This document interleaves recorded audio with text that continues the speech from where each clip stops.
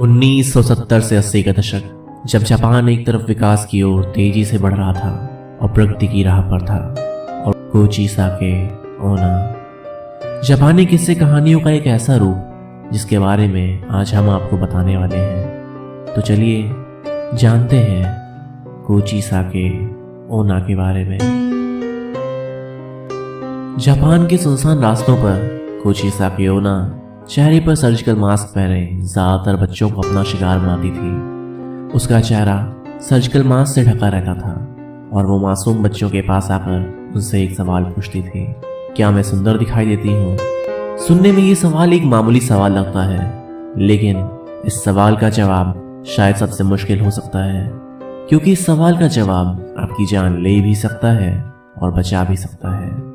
लेकिन परेशानी ये है कि इस सवाल का कोई भी सही जवाब नहीं है, क्योंकि जब कोई इस सवाल का जवाब ना में देता था तो कोची साके कैंची से उस पर वार कर देती थी और उसे मौत के घाट उतार देती थी।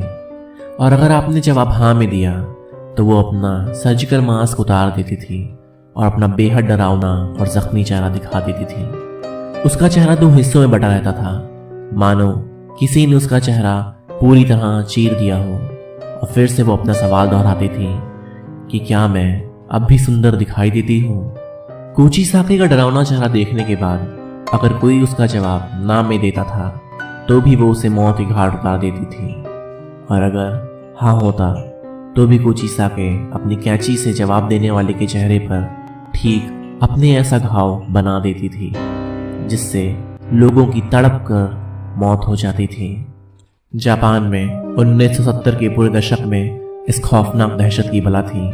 खौफ इतना कि लोग अपने घर से बच्चों को बाहर नहीं जाने देते थे, और तो और लोगों ने अपने बच्चों को स्कूल भेजना भी बंद कर दिया था।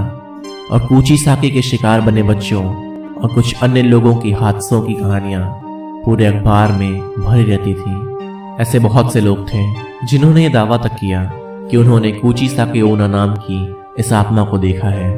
उन दिनों इस खतरनाक चलती फिरती मौत की दहशत इतनी ज्यादा बढ़ चुकी थी कि जापान सरकार को स्कूल के बच्चों को पुलिस प्रोटेक्शन प्रोवाइड करनी पड़ी ताकि बच्चे बेखौफ स्कूल जा सकें। लेकिन फिर भी कोची साके ओना ने अनेकों लोगों को अपना शिकार बनाया। पर आखिर ऐसा करने के पीछे कोची साके का मकसद क्या था? तो ये कहानी शुरू होती है जापान के हियान युग के दौरान। आज से लगभग 1200 से 800 साल पहले जापान के छोटे से गांव में एक बेहद खूबसूरत औरत रहती थी जिसे अपनी खूबसूरती पर बहुत नाज था। वह अपने पति के साथ रहा करती थी जो कि एक समुराई था।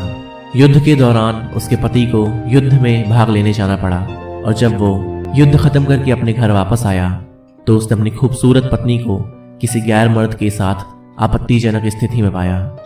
ये देखकर वो समुराई बेहद गुस्सा हो गया और अपनी तलवार के एक ही वार से अपनी बीवी को बुरी तरह घायल कर दिया।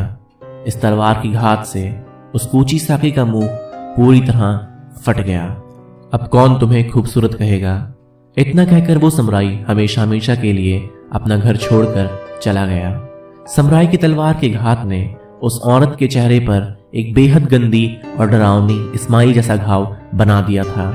जब उस औरत ने अपने खूबसूरत चेहरे को आईने में देखा तो अपना खूबसूरत चेहरे का ये खौफनाक हाल देखकर उसे यह महसूस हुआ कि जिस खूबसूरती पर उसे इतना नाज था वो चेहरा अब बेहद डरावना दिखाई देता है।